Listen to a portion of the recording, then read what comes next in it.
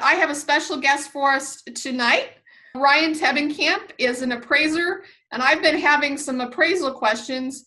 And while he's an appraiser, I'm sure if you have any questions on self-directed IRAs, flipping houses, owning rentals, he could probably help you there as well. I listed a bunch of houses for him a really, really long time ago, and I learned a ton on how to negotiate a deal selling to a real estate investor from him. So Ryan, I want to thank you for my early education. Yeah, no problem at all. We go back how many years actually? A long time. Strangely enough, I think I listed houses for you for 3 years and never ever met you face to face. We always did everything by phone and email. Yeah, so, that's the way today's world is, it seems like, or text nowadays, or Zoom meetings in today's world. Yeah. So when the first time you came to one of our meetings, I'm like, wow, you're much taller than you sound on the phone. Yeah, I'm a real person. Yeah.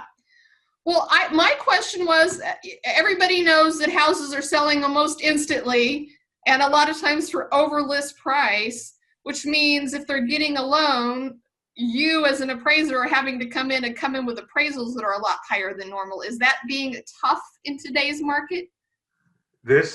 I've been an appraiser since 1993, and this is by far, without a doubt, the most difficult market that I've ever appraised in.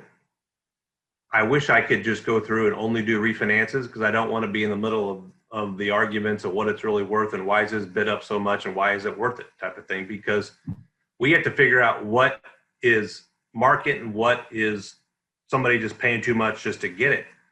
I mean, I've never seen this many multiple offers throughout the whole entire metropolitan area. You see it like in some of the better areas, better school districts and that type of thing, maybe every spring market or some of the better real estate markets, but we're seeing it citywide. And it is without a doubt can be an issue. I think I read an article that like 8 or 9% of the real estate transactions nationwide had appraisal issues this year or in the last quarter, or some article like that I read in the last few months. So it is common. What we had to figure out is, you get people that are, let's say they're asking 300, they got 20 showings, 10 offers, all the offers are above asking, okay? Someone will come along and pay an offer 340, and this person will do an appraisal waiver, they will show proof of funds for a loan, and they will also show proof of funds that I got $40,000 in the bank, I'm gonna buy this house no matter what. And they will do some little nice letter about their kids or about the school district or about the house to make it more of a personal decision for the seller to make sure they choose them. But the biggest thing is figuring out what, that person was going to buy it no matter what because he had money in the bank. But what does a seller do when they get these multiple offers and the people don't have that money in the bank? Let's just say that same situation, somebody didn't offer 340. Let's just say that the highest offer was 325, okay? And there were 6 offers above asking. Just because someone's offering 325 doesn't mean you can't. I agree with buyers and sellers and realtors that if they want to pay that much and they're a knowledgeable buyer and the seller's knowledgeable of the market, then they should be able to buy it. But what comes into play is appraisals.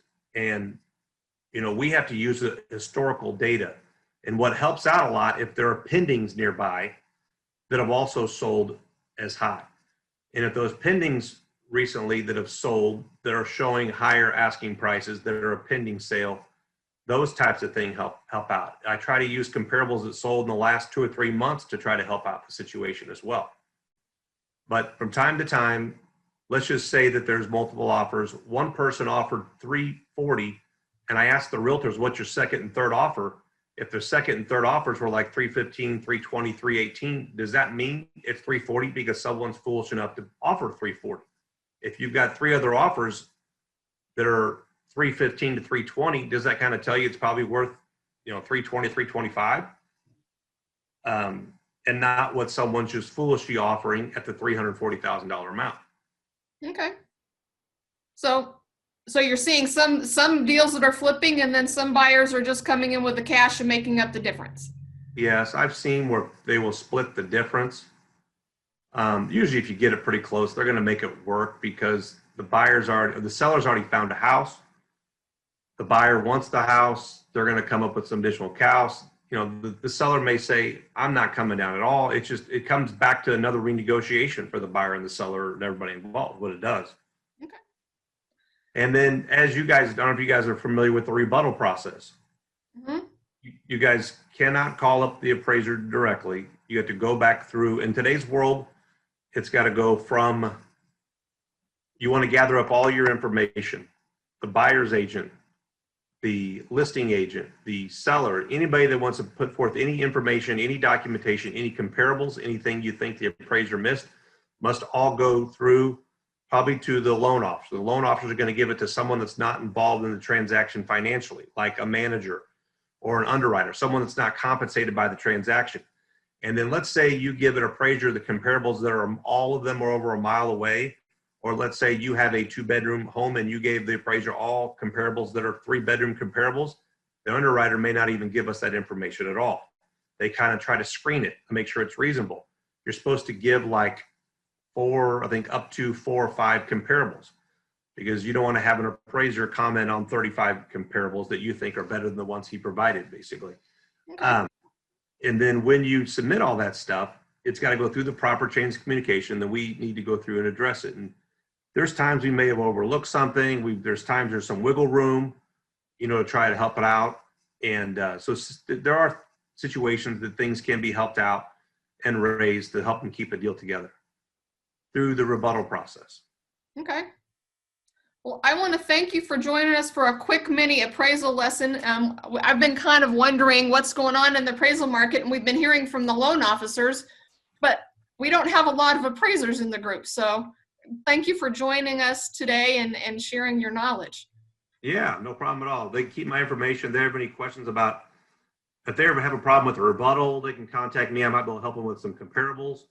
If you got any FHA requirements or trying to figure out if something's a requirement or not, just let me know. This mini workshop presented by Mid-America Association of Real Estate Investors, serving real estate professionals in the Kansas City market since 2004. Learn more about our membership, community, networking, education, and advocacy at mary.org. And if you found this video helpful, please like and subscribe to our channel.